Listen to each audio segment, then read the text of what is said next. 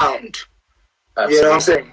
And it's like, you know, for musicians, people don't understand. If you're talking about people spending money recklessly, you might be talking about 0.01% of musicians. You get what I'm saying? Yeah. You know, there's so many actors out there. There's so many musicians coming up, even established musicians that have nothing.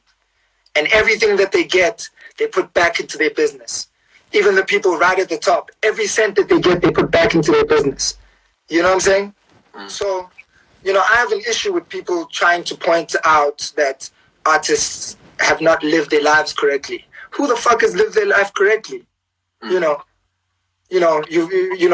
someone can earn a 5,000 rand for working in retail and still buy a sneaker at the end of the month, a sneaker that's worth 1.2, a Jordan that's worth 1.2. You know what I'm saying? That's generally how people are. Everyone's just been trying to get by, you know, and especially as South Africans, as black people, you know, 90% of us are poor. 90% of the country is poor, man. So we're all trying to figure out what to do about money. You know what I'm saying? And, you know, people attacking artists and, you know, saying that artists are, you know, irresponsible. For me, it's like it couldn't be furthest from the truth. Because I saw you win R1 million at Tropica. I saw you win R1 million at Tropica. On TV, the whole country saw you do that. But nobody saw you taking 700,000 and putting it into a studio. Nobody saw you taking 700,000 of that million and putting it right back into your art, or putting it right back into your garage that you transformed into a studio. Nobody saw that. You know what I'm saying? Absolutely. People don't see that. People don't see. Let me use an example everyone's going to relate to. And this one can, whatever, but people can see Casper buying a Bentley and having a Bentley, right? But they don't see the 7, 8, 9 million rand that he puts into his art. They don't see the 15 million rand that's been put back into the art. You get what I'm saying? Absolutely. So it's like, I feel like people just need to calm the fuck down and stop trying to point the fingers. You know what I'm saying? Like, dog, we're so behind already, man. As Black South Africans, bro, we're so behind already. We don't need people, you know. If it's someone who's doing what you do in the industry and they're giving you that advice, take it. Yeah. You know what I'm saying? Yeah. But if it's someone who's not putting their money up, I take everything they say with a grain of salt. You know what I'm saying? Like, I take that. I take that with a grain of salt. If someone's not doing it, they're not in it like I am. You know what I'm saying?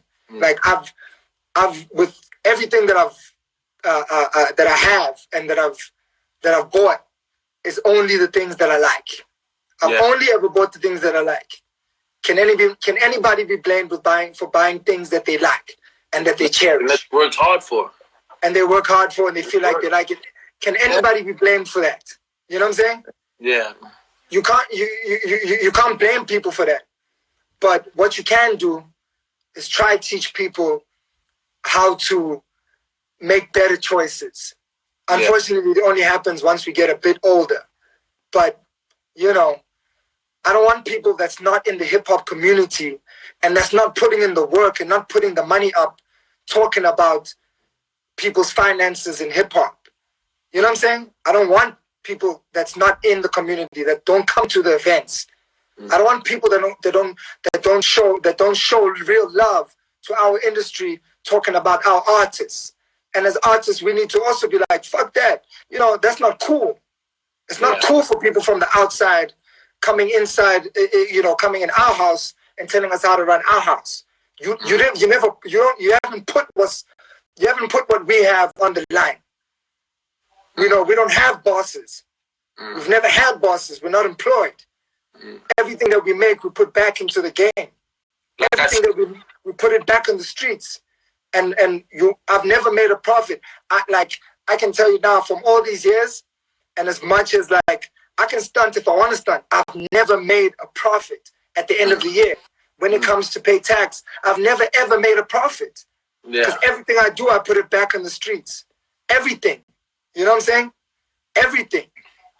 You get me? So, if someone's gonna get on the artist, for putting their life on the line, and then, buying something nice, and then saying, oh, that's the reason why you broke. It's like, but good financial advice is good, but I don't want people from outside of the culture telling us how we need to run the culture. So I even saw that AKA and Sizwe thing. For me, it's like whack, it's whack. Like, I called AKA when he was talking about the Reebok deal. I called him on the phone. Yeah. You get me? And I spoke to him about that situation personally. You know what I'm saying? Yeah. And he told me where he's coming from. He told me his plans. But like, for C's to really get involved on that level, it's like, my nigga's like, I see you're a commentator, but it's like, at the same time, it's like, you make your money somewhere else. You don't make your money in rap. You know what I'm saying? So it's like, stop coming for the rappers. If you love this culture, build the culture, but don't come for niggas. You know what I'm saying? Don't try and make niggas look weak or lesser than you because, they're still trying to figure it out too. We're all trying to figure it out. We haven't figured it out like you have.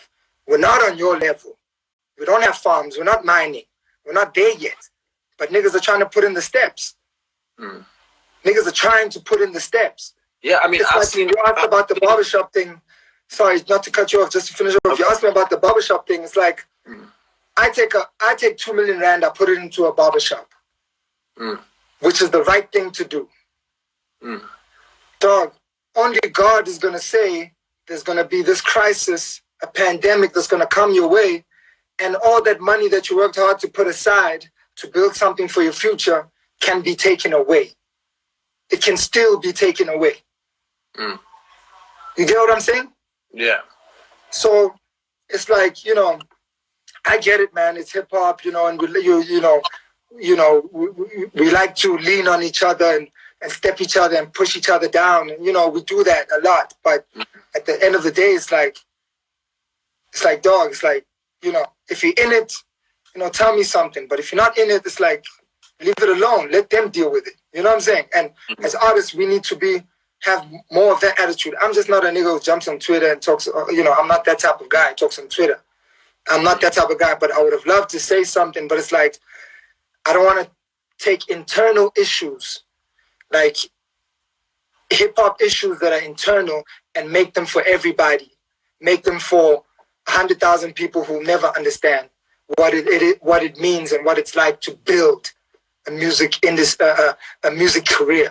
You know what I'm saying? I don't want to give it to the people because they might not even understand some of the pain that all artists go through. So, Yeah, no. So I just wanted to say, just to end it on that note, it's like, looking at the AKA TV app, which is brilliant, and I just seen him tweet something the other day about how he's actually putting out some of his own money to make sure that the app is running. He's obviously got to pay the guys that he works with to make sure that they deliver what they need to deliver, whether it's the band members, whether it's the guy behind the scenes. He also needs for it to be paid. He needs to pay for the production. And I think he put the number there. He said it was about like 40 or 50 G's. And all he's asking is for is 50 Rand. I think it's 50 Rand a month, or I'm not too sure how the subscription fee works. And these are the exact kind of conversations that you're talking about.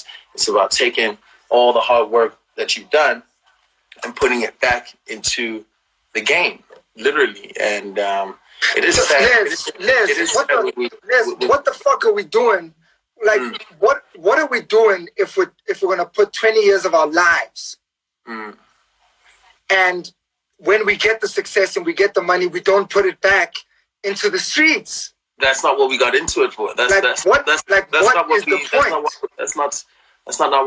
we do it. We got into it to build it up and to make it continue forever. you know, and it's like, hate it or love it, that man is doing and he's trying. He's trying something. I don't agree with a lot of his strategies. I don't agree with the way he talks on social media a lot of the time. I tell him that, you know, but he's trying to do what he knows best and try to create platforms. You know what I'm saying? And just for him to do AKA TV, it's showing another 1,000 kids that they can do an app. It's showing another 100 artists that, yo, you can do an app. You get what I'm saying? Like, you took me into your house. This shit's gonna cut, but you took me into your house not to get a financial gain from me. You took me into your house and let me sleep on. You gave me a bed to sleep on because you knew this is going to build the game. Fuck the losses. We're gonna take the losses, but we're doing this to build the game. So it's like, let's build. Like, and if you're not gonna build, you know, get the fuck out. Yo, thank you so much, Ricky. Like you said, this shit is gonna cut, man. I love you to death. The app, my app's coming out soon. It's called Connects Me. This app is really gonna change the world. It's gonna change